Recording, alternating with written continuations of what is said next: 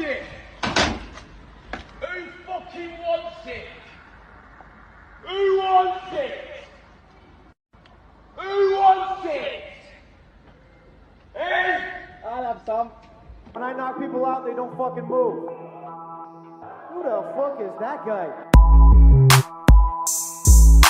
Oh, don't be scared, homie.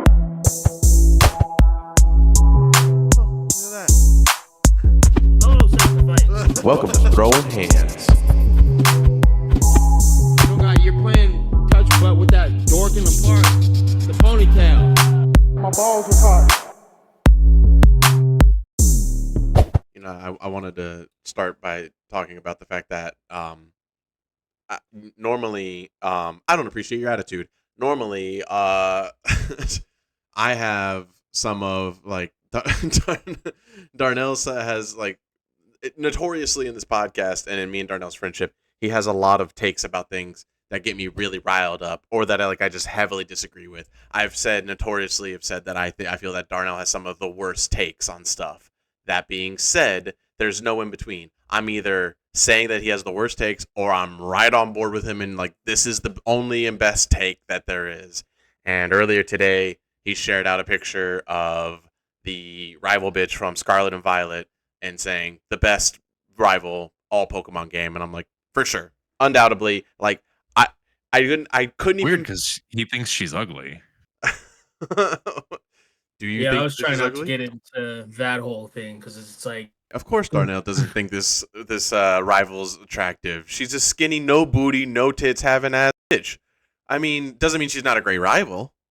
Look her up on Rule 34. she's a child.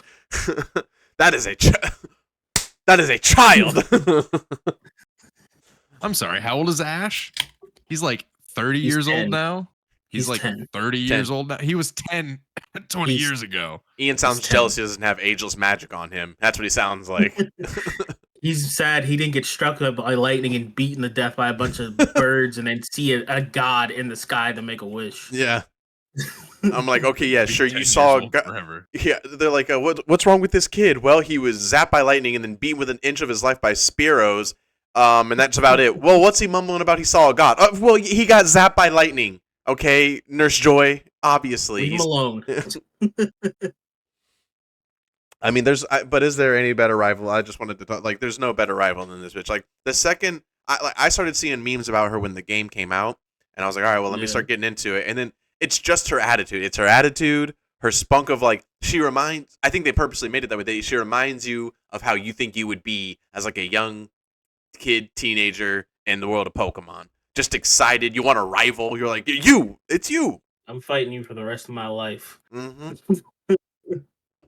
It's even funny because some of the like you can, even though they have like literally no consequences, you can choose your dialogue lines with her sometimes.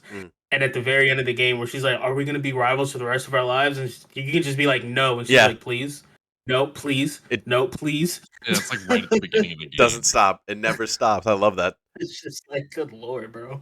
Funny tidbit. That's how me and Ian became best friends. You know, he choked me. No. Hold on. Let me get the order of operations right. I rocked him in sparring, and then he said, "I'm gonna fight you for the rest of my life." And then he choked me out in jiu-jitsu, and then we've been fighting every day since then. You know, it comes and goes, but we're each other's greatest rival. If without me, he doesn't get stronger. I can't. I sometimes I get an accomplishment in life. You know, I tell you, and I go, and I also didn't just break it down and make him feel terrible. I go. I didn't eat any carbs today, and Ian looks at me. He squints, and then just like either one of two things happen. Either he just starts getting real intense, like Vegeta, or the Chris Benoit music kicks in, and he's like, "Oh, something's gonna happen here." I go, "I haven't eaten anything today. Joke's on you." Check and mate. I'm like, wow, he really is my greatest rival. He really is. No, I mean like Gary, Red, all those guys. They can kick rocks. They can kick rocks after this shit. You're right about Dawn. No, she's friendly. Really, nobody like had any like personality, real significance to the story. That too. May, even Dawn and May, they're both good characters in the show and in the games. Not really. Like in the show, yeah. In the show, you can definitely like write them in a certain way to like give them more, but like in the games, like nobody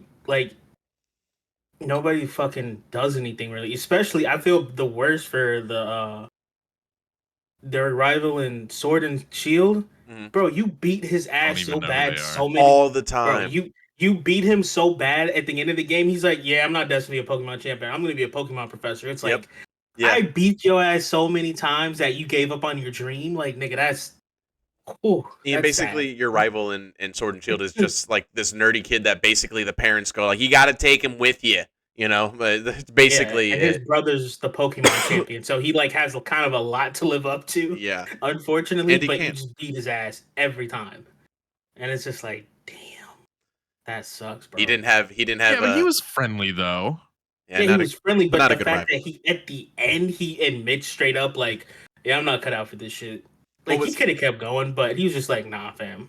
Here's the thing, and just to make it a little bit more technical, the only reason why Gary and like Red and all them were, they're not better rivals, but what makes them a good testament is because they were rivals in the sense of what you want, like how we're saying, they actually make you stronger.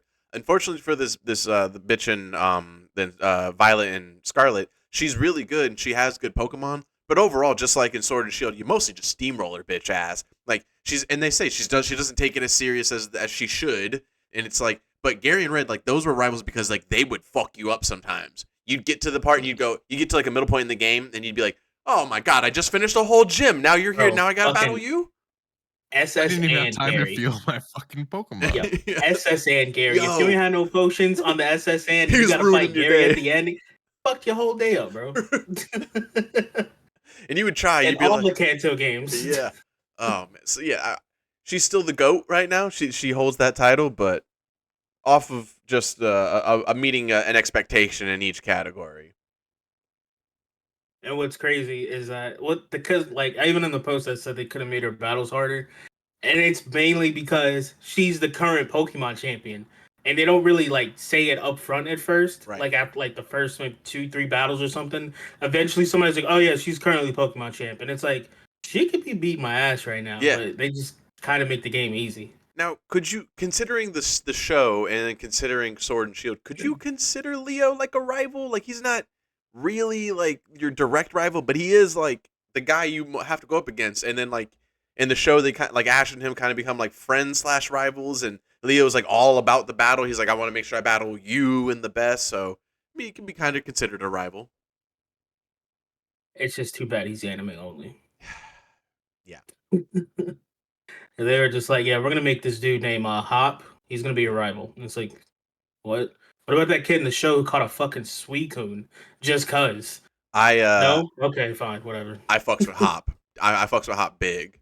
And I'll tell you why, because he is like a Pokemon Go player. Like I feel like, I don't know if they purposely wrote that in or not, but he's basically a Pokemon Go player, and they basically treat it like Pokemon. If I have to sell anybody on the series Pokemon Journeys at all, if you really look at it from a different perspective of like, it's Ash and he's like an old head. He's like us, and he has old head moments where like the first time he watches Go catch a Pokemon, he does it just like Ash when he first wanted to catch Caterpie, and he goes, "I'm gonna catch him," and he throws the Pokeball, and Ash is like, "No, you gotta battle it. What are you doing?" And then Go catches him, and he's like, "Yeah, I caught him." And Ash is like, "Wait, that's not how this works. That's not how any of this works." And he just does that consistently. Of course, in the show, like Ash, it doesn't work all the time. Ash has to show him how to battle, but like, he was just a Pokemon Go player. He was just going through throwing Pokeballs. That's the new Pokemon player. That's like a kid today.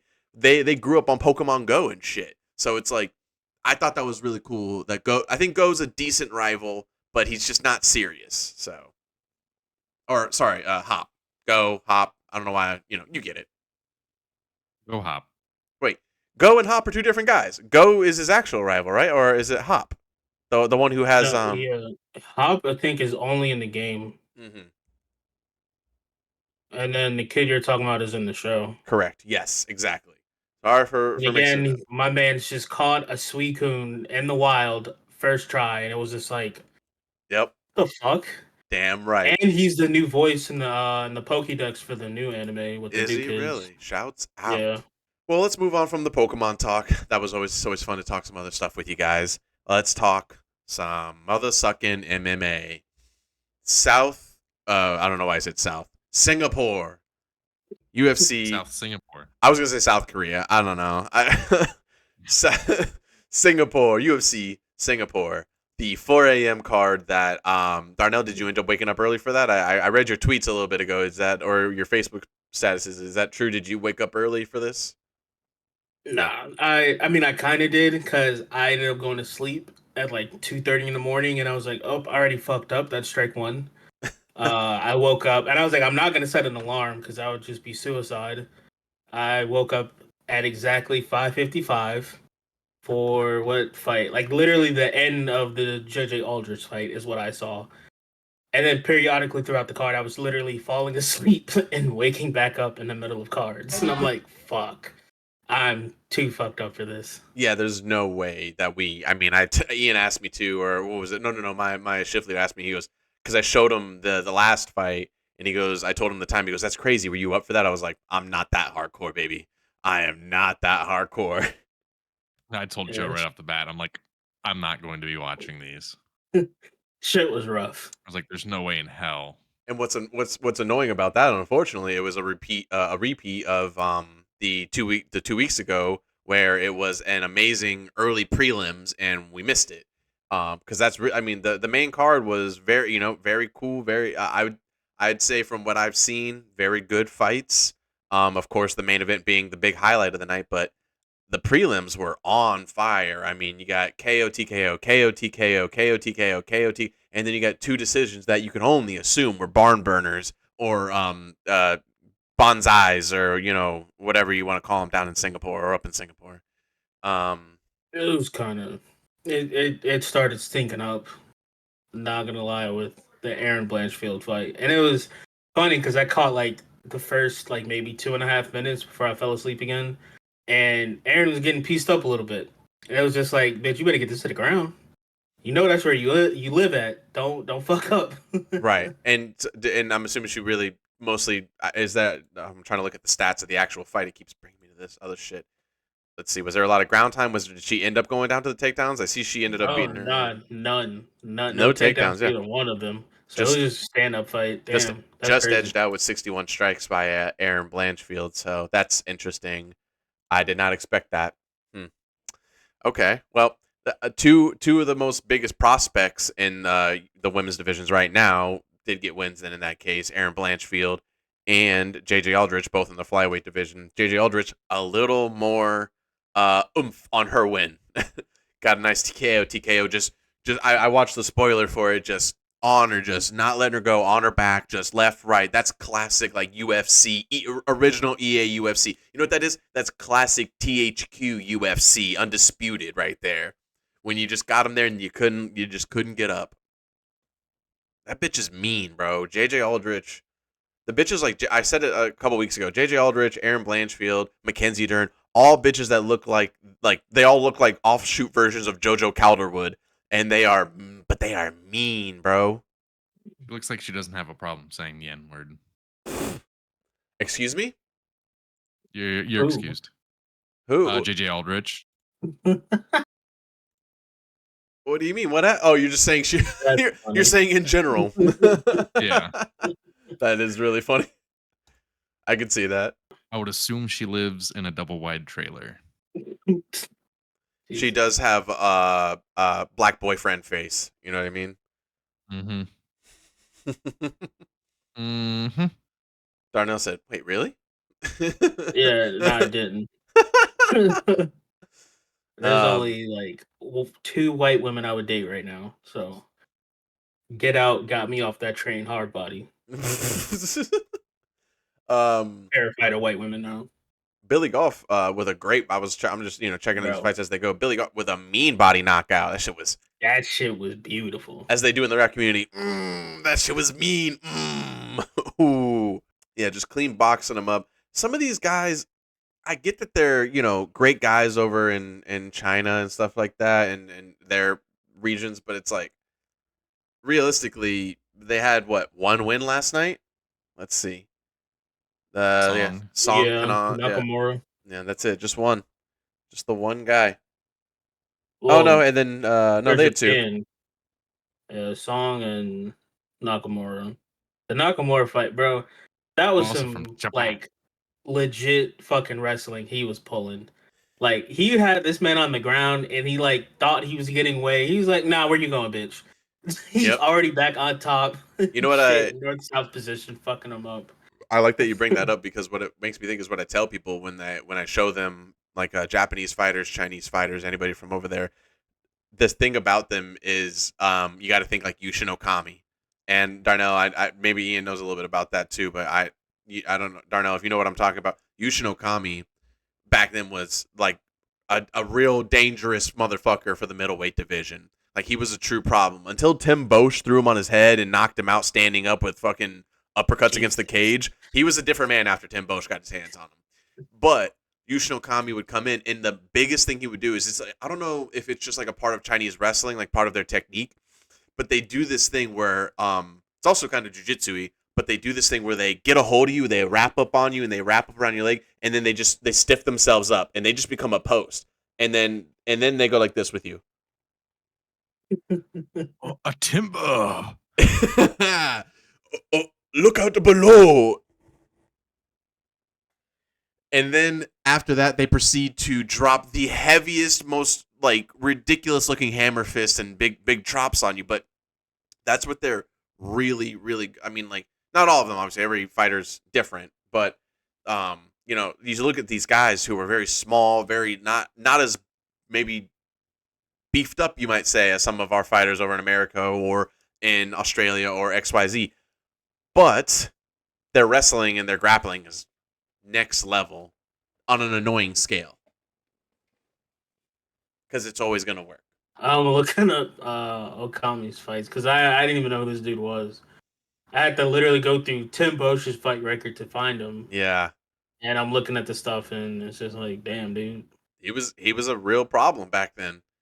He fucked up some of the best at that time. The only people he lost to were like Anderson, Tim Bosch, like even the greater than him at that time. Shouts out Yushin Okami. Especially back then, he was always overshadowed by Lyoto Machida. Oh, he's the one. He did the karate kick. And I'd be like, yo, Yushin Okami will get in there and take him down and beat the shit out of him. How about that? Catch me outside. How about that? Yushin Okami. I forgot about David Branch. Yushin Okami, I believe also, you're looking at his record right now. I believe he also fought Chael Sonnen once, if I'm not mistaken. Yep, he lost against Chael. Yep. Decision. See, I thought Typical they fought. Chael. Because, well, that was the fight where Chael, notoriously, I love bringing up that fight again. Yushin Okami was part of so many legendary moments in the UFC, whether he was getting fucked up or he was fucking somebody else up. But that's the fight that Chael Sonnen, he's on the, Yushin's on all fours, and Chael's kind of like wrapping him, trying to like get his back, and he's just punching Yushin's hands against the octagon ground. And they were asking him later on afterwards. They were like, "We weren't sure if that was legal or not. We found out it was. Is that something you normally do?" He's like, "Yeah, man. That's like classic." Joe's like, "Yeah, man. Whatever you give me in there, I'm gonna hit you. I'm gonna try and hit you. I'm gonna try and damage you. I'm gonna try and do something." He wouldn't let me take him down, so I started punching his hands, and I'm like, "That's epic. That's so dope." Let's talk Anthony Smith versus Ryan Spann. Questionable decision, but Extremely. you know it again, it's questionable when we're watching the fight, and I'm watching it back especially, and then I'm like, okay, I'm pretty sure Ryan won that, and then I look at their stats, and they're like, no, Anthony had 91 significant strikes to his 59, and I'm like, what? It's leg kicks. And it was the one takedown apparently. Yeah. Well, that's the thing. Like, they're counting all of those leg kicks that he was doing in like the first round, because he was just like pretty relentless with those fucking leg kicks. I'm like, okay, yeah, but what about in the third round when Ryan Spann rocked the shit out of Anthony Smith? Points. Points. I guess big damage only counts when they want it to count. Yeah, because that's how Volk got the belt from Max. Yeah. And it wasn't even like bad leg kicks either. He's like just tapping him just to be like, there you go. There you go. Here you go. Carlos Condon shit. It's just curious that every one of Anthony Smith's strikes were counted as a significant strike. I see that too. That is also weird. I don't understand that. I've watched that fight twice now. Absolutely nowhere is every single strike he threw was a significant strike. Yeah. That's crazy to me. They're just trying to keep him around. That nigga old. I mean, has too many fights on him, bro. For real. And all he did was afterwards like promote him and Bisping's podcast and shit. I was like, dude, just honestly, go back and do that. And don't come back, please. You're losing respect. A lot of respect, my guy. I know we talked about it last week, how little Darnell respects him, but I mean, if this guy even thinks Darnell would look in his direction, Anthony Smith. I mean, I don't really care. It's just like, dude, you talk shit about being able to beat John, and then getting beat by John, and he could have easily took the easy way out when he got kneed when he was down. He could have easily just said, "No, fuck that, I'm taking the belt, bitch." Yeah, but he didn't. But then to turn around and say, "Oh yeah, he's not that good," and it's like, what? What do you mean he's not that? All right, bro, whatever. Insane. You heard that shit he's talking about? He was talking about Alex too. He thinks that Alex isn't going to be good at 205, and I'm like, are you crazy? Are you that fucking psychotic and in your own brain that you think you're that good that you don't even think Alex is good at 205? That's crazy. Yeah, as long as he's going against somebody who's not good, who doesn't have like really good takedown, because your first fight at 205 is Jan. It's like, eesh. But we saw him get pretty gassed. Exactly, but to that point, it was a huge test, and Alex did still win. Definitely. All right, let's talk about Max Holloway. Max Holloway, Chan Sung Jung, Korean Zombie. Very somber on this one because I'm not. This was a tough fight. Fuck off. This was a tough fight. This was tough. Here's a couple things I'll say as a gripe. I mean, the last couple of times Korean Zombie has been knocked out, it's him attacking some dude who has his back against the cage, and I'm like, why won't you learn? Why won't you stop? Why won't you stop doing that? In Korean Zombie, it's like Korean Zombie just like looks at you and he just like gives you a wink and runs off into the sunset. He's just a rabid animal. He won't stop. It's crazy. And then he just tried to swing and bang with Max, who already had his number. Max already knew what to do with him. Great fight. It's definitely his fault because after he technically kind of got a TKO and Max was just like, I'm not going to do anything else. And he got back up. So then Zombie was like, oh, you're not going to do anything, bitch? I'm going to make you do something. And then we saw him do the Looney Tune punch and fucking spin around and hit the floor. And we're like, fuck. This sucks, bro. Something funny to bring up about the entrance. So the entrance was, again, only because I'm bringing it up, it was hilariously foiled by I believe they had on that night, it was Bisping, Felder, and I think that might have been it. It was Bisping and Felder. Either way, I'm pretty sure it was Felder. As Chan Sung Jung's walking out, they hilariously throw out and be like, Chan Sung Jung, the R word, throwing around a lot about him recently. To which I was, yeah, sorry. And then a big pause, and then he goes, retirement. They've been talking about retirement a lot, and I'm like, okay. Working on your stand up there, Paul Felder. I was like, yo. It was definitely Paul. I was like, yo, nobody's been calling him the R word. What are you saying? Oh, retirement. Yeah. Yeah, no, we've been talking about that. It was so funny. And I'm like, but I was like emotional too. I'm like listening to them all sing fucking Zombie, and which is double emotional because that bitch just died this passing year. And it's like, and then Paul Felder's like, this guy's the R word, am I right? He's gonna retire. I'm saying, guys, come on. I'm saying he's gonna retire. Dude, Max Holloway. Here's the thing. I like the meme somebody posted. The stat sheet. It was like he's 0-3 against Volkanovski, and he's 18-0 against everybody else in the division. It's absolutely insane. Yeah, but other than old Korean man retired by a Hawaiian. And you know. I also appreciated the rush by everybody afterwards. Like Max, I know it wasn't on purpose, but Max is just like, hey, I just want to talk about the fires. Please support us. Here's Korean Zombie. He's the best. And I'm like, okay, cool, because a lot of people want to get to sleep and get to work and stuff like that. So it's really early, you fucking dicks. Yeah.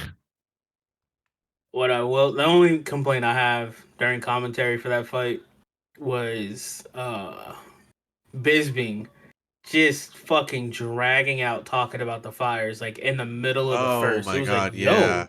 What the we get it, my nigga. Like it's fucked up, yes, but let's talk about fighting. Yeah, I was like, that's the whole point. We're here to get our mind off of it right now, just for the time being. Spreading the truth. They weren't fires, it was laser weapons. Facts. Blue paint on celebrity houses. Check it out. Damn. That shit might just be real. I hope Damn. not, though. Oh, you know. Like how are there green trees next to melted cars? That doesn't make any sense. What's next for Max Holloway? I mean,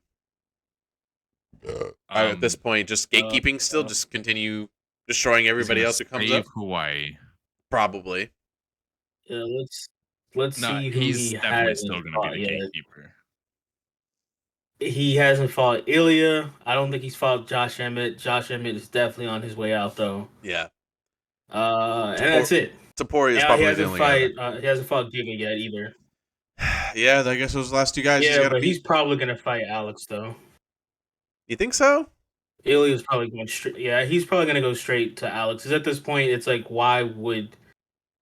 No, there's nobody else for Volkanovski to fight except for Max, and we've already seen that 3 fucking times. And the last one was like an explanation, like several explanation points of get this nigga out of here, Yeah, please. 100%. Like, he's beating everybody, and it looks bad.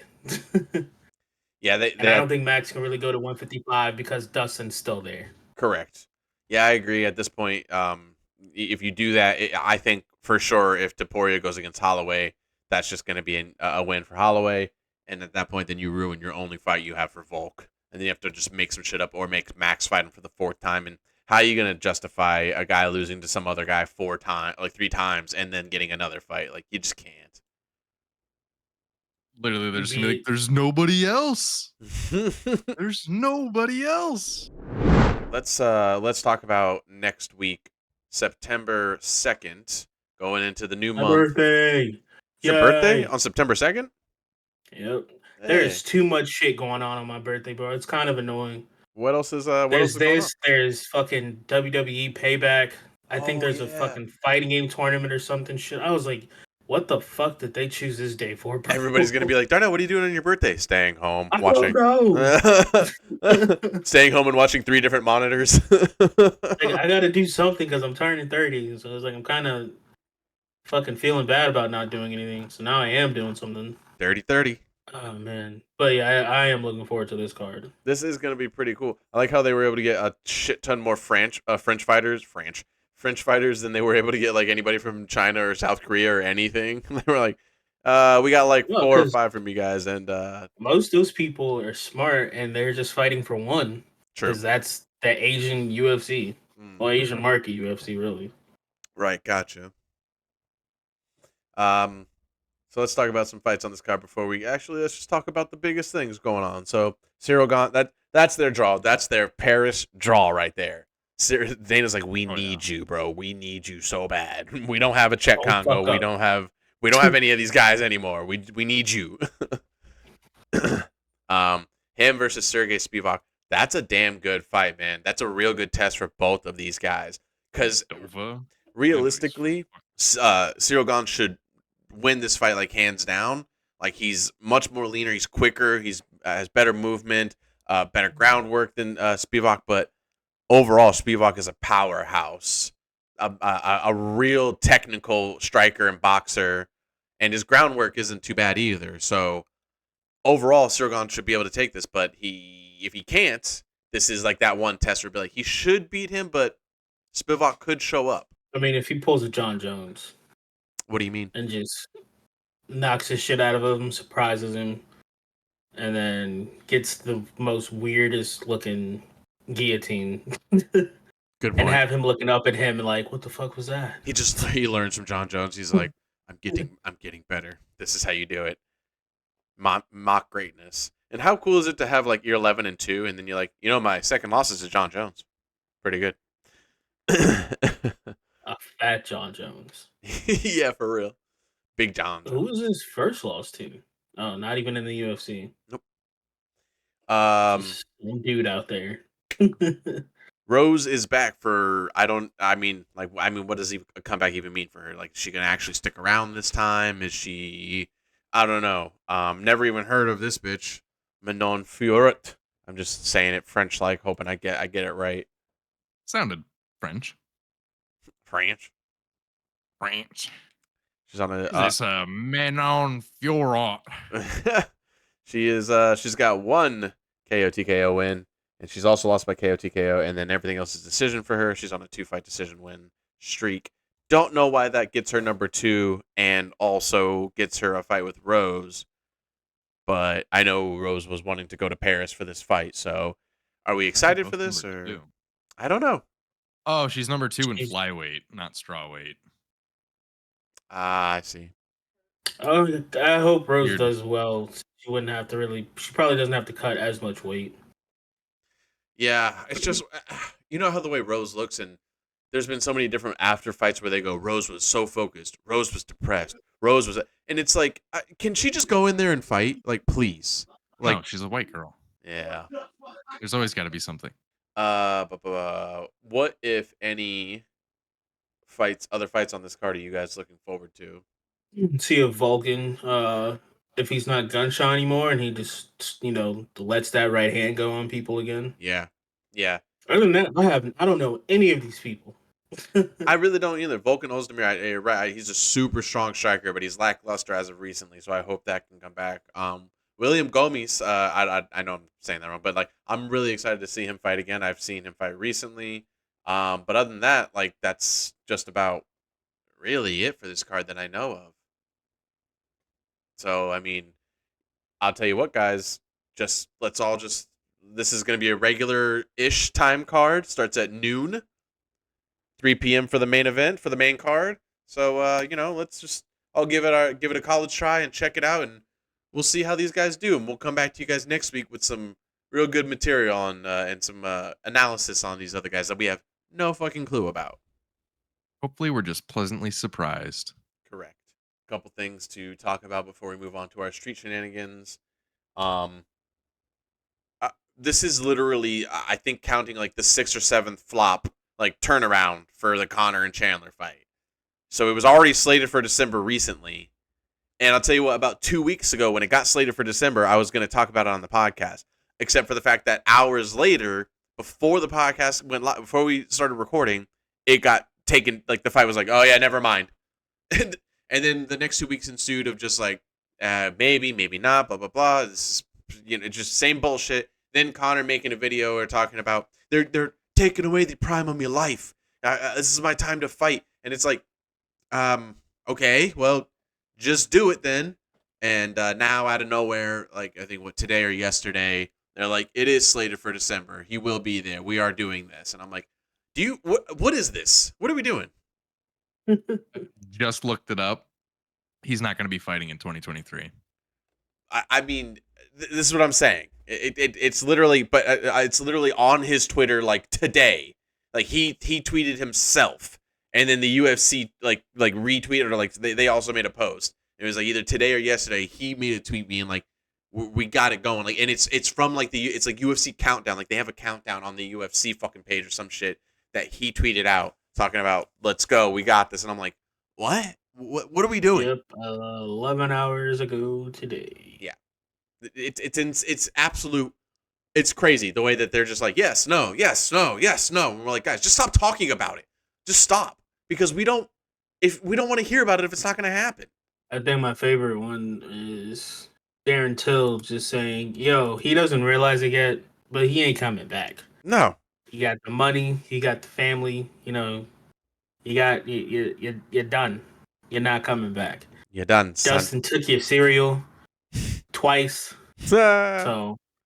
Just Yeah, call it bro. a day, man. Stop trying to like fake us out. Like Shut we the don't buy it fuck anymore. up. Yeah.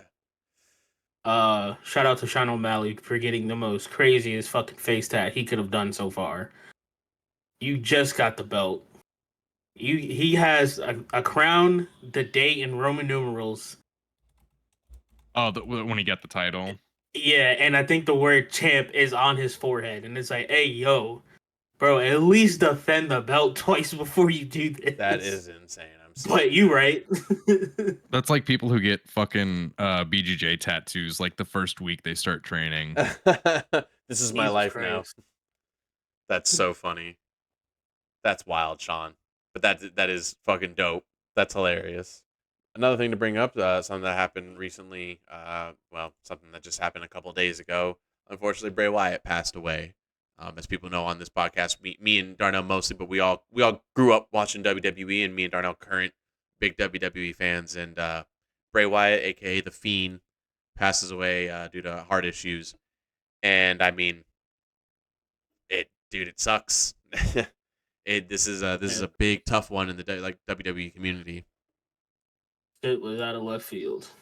And I mean, just to do my little spiel, like for recording, like I've given this to Ian and Reese, and it's like what people don't understand is to like, and I'm not trying to make this a more of like a heavy heart thing, but it's one of those things where I really want this guy's name to not be forgotten tomorrow, and everybody like, and everybody go on. Like I think it really needs to be like known and heard that like something they're kind of portraying right now afterwards in the tribute for him, but what is really not being said that like.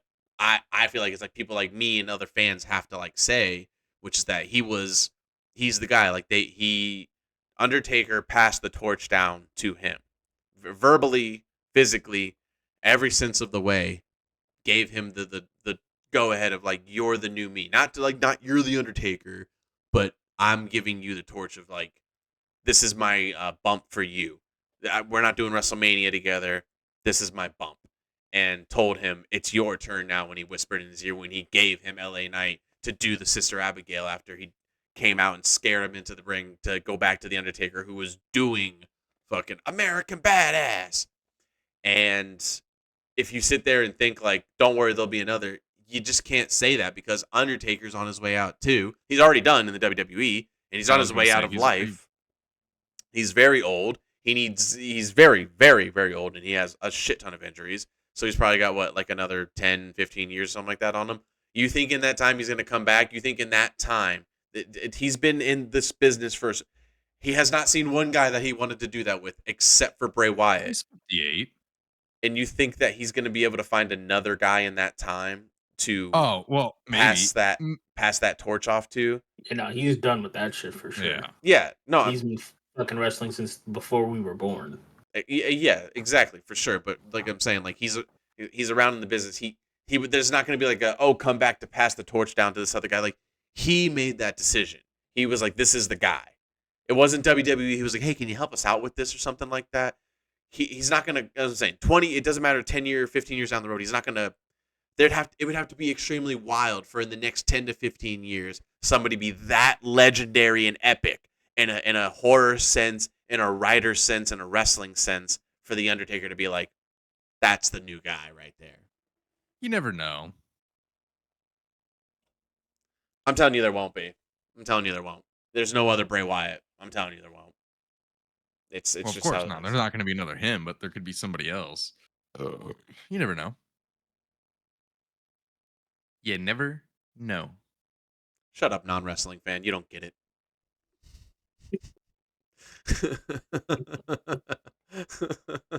You never know. Ian puts on the Fiend mask and he's like, that'd be wild. All right.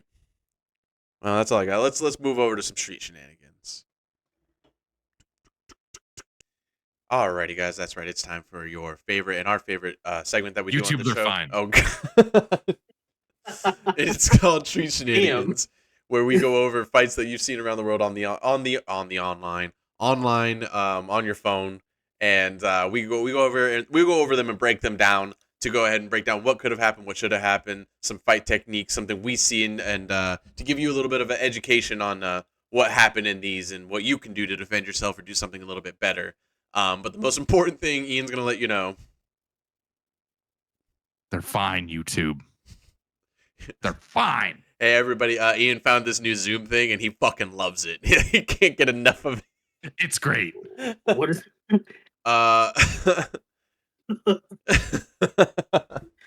hit him with the dramatic fuck. What was that thing? Was it a groundhog? The groundhog, yeah. Shit.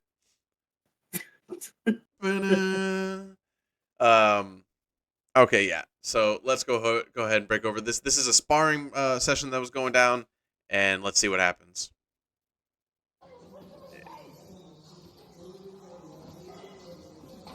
Oh, damn. Wee. Headshot, bang. Champion dead. King. He'll be all right. I don't. Yes, he I will like be how all right. Yes, he everyone will was be. like Thank you. looking, like Niggas everyone die kind of every stopped. day, They were like, B. I mean, two things about that. One, first of all, guy in the white shirt, you play too much. The guy in the red shirt, you also play too much. What are you doing? Throwing a head kick Why that would you hard? throw that hard? Yeah. There's also a thing of him like it was probably thrown hard for like us, like for like actual people who throw kicks and shit like that. It probably wasn't too hard. It's just that guy. Why are you dipping and diving that hard? Because he really shot himself into the head kick really hard. yeah, he moved into it, but also like you can tell that they're both like exhausted. So Yeah, but again, to the point, why are you throwing that like that? I don't even think you're supposed to be throwing head kicks when you're sparring like that. That's crazy. Yeah, I mean, just be careful with your sparring partner out there, but also get fucked, nerd. but also get fucked. Yeah. Ugh. Stop. That's also a lesson for you to keep your fucking hands up. I mean, what? All right. Bam. Let's move on to the next one. Oh, shoulder cracks. Shoulder cracks. We got a little street rage 12 here. years in the future? Jesus Christ. I mean, is it accurate on how far he knocks him in? You decide. I don't know. I've never seen this. Let's see. This is some meet in the center. Let's go. Meet in the center. Yeah, Muay Thai. this is some hockey shit. Bam. Yeah, see, Ooh. he went time traveling there. You see that? See, he entered a vortex and he had to go. Go ahead. See, you're fighting, and then all of a sudden, oh no, time travel machine. I'm out of here. Thank God he missed that. Oh, I kick. thought Jesus Christ. yeah, I thought the kick was what knocked him out. I was like, oh shit. Yeah, Nah, so bro was just on his feet out. this is machismo shit that it's up to you if you want to get in on that, because it's really is a test of who has the stronger right arm. It's not the test of technique, it's who has the stronger right arm. And if you're not lifting weights or you're not a construction worker or something like that, getting put out. That dude just walks off, gets back into his car, he's gone. Hey buddy, you okay? It's all right. Which one of these cars is yours? The little fucking black Fiat that you don't fit in? Let me get you. I said it's a Fiat. It's a Miata is what I meant to say, even though that might not be a Miata either. I just wanted to say that I'm not that retarded to think it's a Fiat. The black It's a car? Celica. Yeah. There you go, Celica. Yeah. That's what I said. What'd you say? You said Miata. You said Miata. I said Celica. All right. Let's move on from this. I mean, really, we're spending Miata, Celica, potato, KO. Okay. Just don't get in the fights. Don't get into we're just gonna punch each other until somebody passes out. Especially fight. not on the street. That's crazy. Oh. Okay. Okay, you suckers. Are you ready to see a real brawl, how it's supposed to happen? This is how real men fight. Ian, let them know. Oh, get out of my way. You get out of my way. Oh, come here. Oh, that was a stiff jab, though. They were all jabs back then, weren't they? And stiff, straight hands. Who's this guy kicking the dirt? Knock it off, will you? Hey, I'll kick sand towards your way if you don't knock it off there. I'll tell you what, the Yankees are going to go all the way this year. Hey, what'd you say? Jesus Christ. The footwork. Immaculate. I train under... I train under Gene Bell. I train under... What? Look at the little man that ran across right there. You see that? That kid was mad random. Would be a child. Oh, I don't know. They all look like little men and big men. I don't know. They all look the same to me. Yeah. Back in the olden days when there was no child labor laws. Yeah. Say there, pal. You're messing with my gal. Here, take one to the kisser. I'll knock you silly. Saying a lot of shit like that. Hey, don't be scared, homie. Hey there. Homie. Oh shit. That's a good one. It's good to know that they had some good stance back then. Stuck somewhere in the 19s. They can't even give a fucking. Oh, it does say 1901 though. Yeah. So the 19s is right. That's funny. Okay. This is a How fight. could you slap? How could you slap? This is a this legendary. is a fight we went over a couple weeks ago, me and Darnell, and it was so good that we said on air, we were like, we got to go over this with Ian. We have to show this to Ian and get his opinions on this. Ian, without further ado, the skibbity bops. The scoppity pops. Skippity bops. Boom! Look at that shit. Whoa. I'm coming around here this time. Mmm. God. Rhythm. Rhythm. Double slaps. Go. And go. And we're done. Yeah, this That is shit's crazy because This like first one though, it's perfect. it's so footwork. under.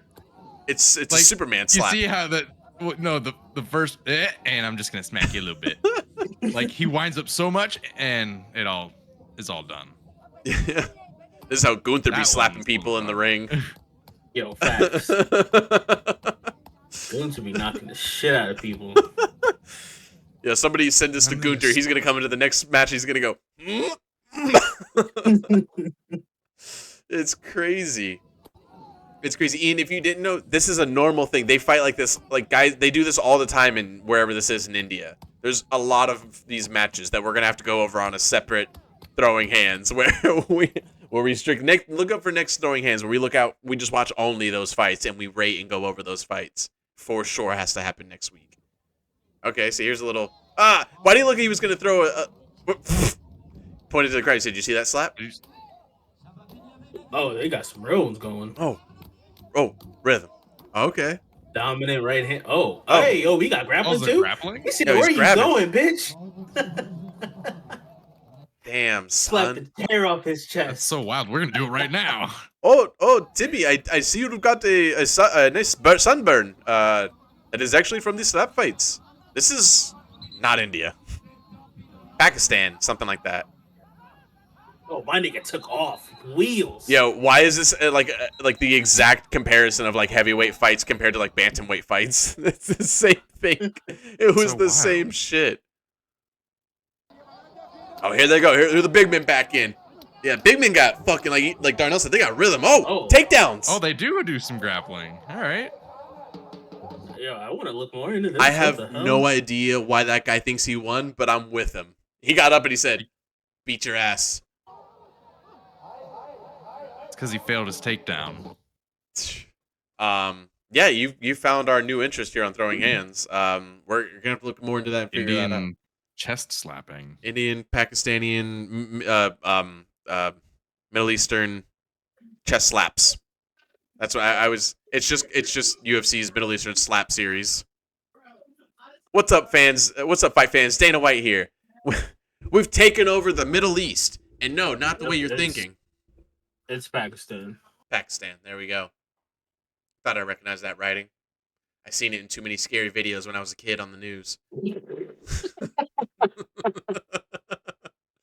It's sad and funny and true. We've killed Darnell. I get one of those every once in a while on him. It's funny because he can relate. He's like, "Oh yeah, those were terrifying." It'd just be some guy yelling at you with some fucking watching those. no at all, and your parents would be like, "You see that? That's the bad guy," and you'd be like, "Yeah, I got that. I picked up on that. I'm scared now." Don't worry, America's got this. America, and then they make you, and then you go watch South Park or something. Anyway, all right, we've been having too much fun. We got to get out of here, guys. Too much fun. It is also late. We are recording this late. I am so tired. Even though I'm gonna probably start up a single player story of Baldur's Gate tonight. We'll see. You can check out a lot of that on twitch.tv/SuperSour Games, where we play. I'm playing currently the Halo Infinite campaign, and we'll be playing Baldur's Gate a lot now, multiplayer and single player. We'll be playing, we play, Fortnite new season's out right now. Come by and hang out, hit the follow button, support the stream, build it up. We doing big things over there.